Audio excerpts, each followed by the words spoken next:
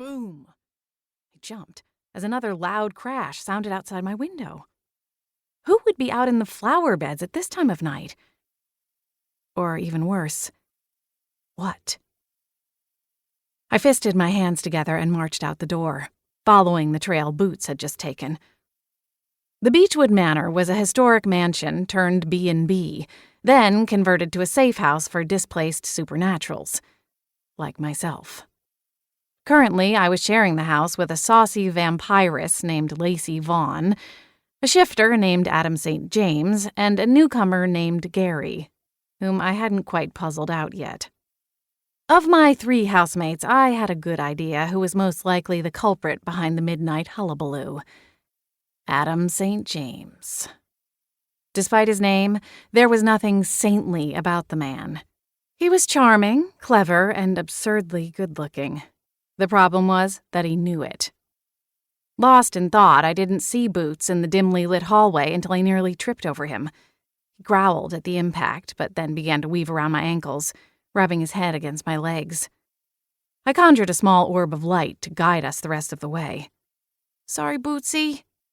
He peered up at me and blinked once, looking pointedly at my legs. I groaned as I realized I was about to go outside wearing my hot pink pajama pants with cartoon pineapples splashed across them. Oh, Adam was going to have a field day when he saw them. "Come on," I muttered, as the 20-pound cat continued to circle my legs. With the tip of my slipper, I nudged him out of the way and made a beeline for the front doors of the manor. If Adam was out there causing a ruckus, I had to stop him before someone in the neighborhood got suspicious. The last thing I needed was the cops showing up, nosing around and asking a bunch of questions.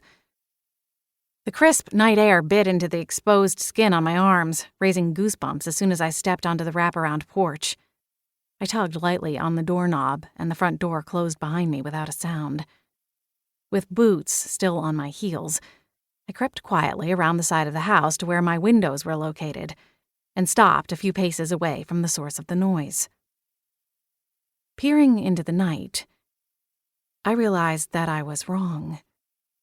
It wasn't Adam poking around the flower beds.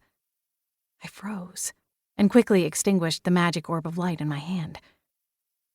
The moon was nearly full and provided enough light for me to see that a man, dressed from head to toe in black, was creeping away from my windows and heading around to the back of the house. He had a flashlight in one hand and was shining it at the foundation of the house.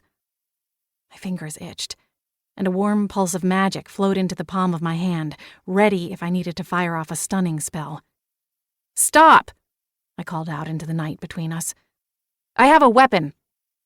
Boots meowed loudly to emphasize my threat. I rolled my eyes. Perfect, very threatening. An overweight house cat for backup. The man turned around and raised his hands, the beam of his flashlight shooting up into the sky. He sounded slightly panicked as he responded, Hey, look, I'm unarmed." "Who are you?" I demanded as I folded my arms, magic still at the ready should I need it.